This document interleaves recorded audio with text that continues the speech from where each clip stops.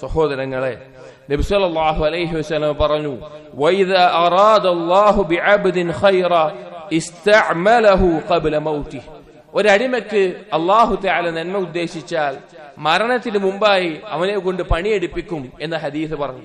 അപ്പൊ സ്വഹാബികൾ ചോദിച്ചു, ഖാലു യാ റസൂലല്ലാഹ് വകൈഫ യസ്തഅമിലുഹു, എന്താണ് യസ്തഅമിലുഹു, അവനെ കൊണ്ട് പണിയെടുപ്പിക്കും എന്നതുകൊണ്ട് ഉദ്ദേശിച്ചത് എന്താണ്? ഒരു നന്മ ഉദ്ദേശിച്ചാൽ ഇങ്ങനെ ഉണ്ടാകും എന്നുള്ളത് കൊണ്ട് എന്താണ് അതിന്റെ അർത്ഥം എന്ന് ചോദിച്ചു. അപ്പോൾ നബി സല്ലല്ലാഹു അലൈഹി വസല്ലം പറഞ്ഞു, യുവഫിഖഹു ലിഅമലിൻ സാലിഹ് ثم يقبضه عليه, അവനെ സൽക്കർമ്മങ്ങൾ ചെയ്യാനുള്ള തൗഫീഖ് അല്ലാഹു നൽകും. നന്മയിൽ മുന്നേറാനുള്ള തൗഫീഖ് അല്ലാഹു സുബ്ഹാനഹു വ തആല അവന് നൽകും.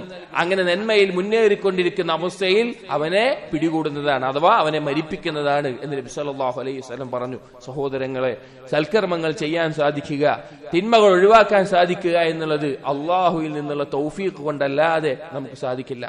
നമ്മുടെ സ്വന്തം കഴിവോ ശക്തിയോ അല്ല അതിനു പിന്നിലുള്ളത്, അള്ളാഹു നൽകുന്ന മഹത്തായ ഔദാര്യമാണ്. അതുകൊണ്ട് അള്ളാഹു സുബ്ഹാനഹു വ തആലയോട് സൽക്കർമ്മങ്ങൾ ചെയ്യാനും അള്ളാഹുവിനെ സ്മരിക്കാനും നന്ദി കാണിക്കാനും നാം ധാരാളമായി തേടണം. എല്ലാ നിസ്കാരത്തിന്റെയും അവസാനത്തിൽ നാം പറയുന്നത് പോലെ, അല്ലാഹുമ്മ അഇന്നി അലാ ദിക്രിക വശുക്രിക വഹുസ്നി ഇബാദതി, അല്ലാഹുവേ നീ എന്നെ സഹായിക്കണമേ നിന്നെ സ്മരിക്കാൻ, നിനക്ക് നന്ദി കാണിക്കാൻ, നിന്നെ ഏറ്റവും നല്ല രീതിയിൽ ഇബാദത്ത് ചെയ്യാൻ നീ എന്നെ സഹായിക്കണമേ എന്ന് അള്ളാഹുവിനോട് നാം തേടിക്കൊണ്ടേയിരിക്കുക.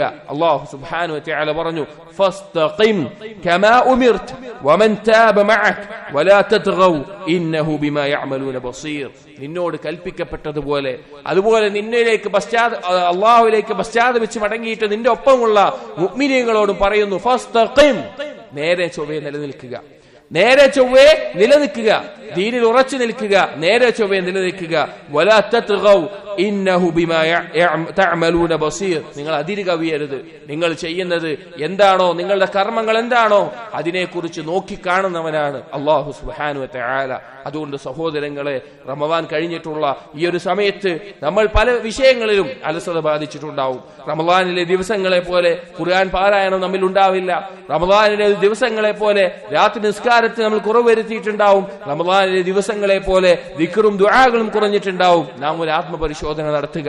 റമദാനിൽ നമുക്കത് സാധിച്ചിട്ടുണ്ടെങ്കിൽ ഇനിയുള്ള ജീവിതത്തിലും നമുക്കതിന് സാധിക്കും. അതിനുള്ള സമയം നമുക്ക് ക്രമീകരിക്കാൻ സാധിക്കും. അങ്ങനെ കർമ്മങ്ങളിൽ സ്ഥിരത നേടുകയും സ്വന്തത്തിൽ അത്ഭുതം കൂടാതെ അള്ളാഹുവിനോട് തൗഫീഖിനെ ചോദിച്ച് നന്മകളിൽ മുന്നേറുകയും ചെയ്യുക.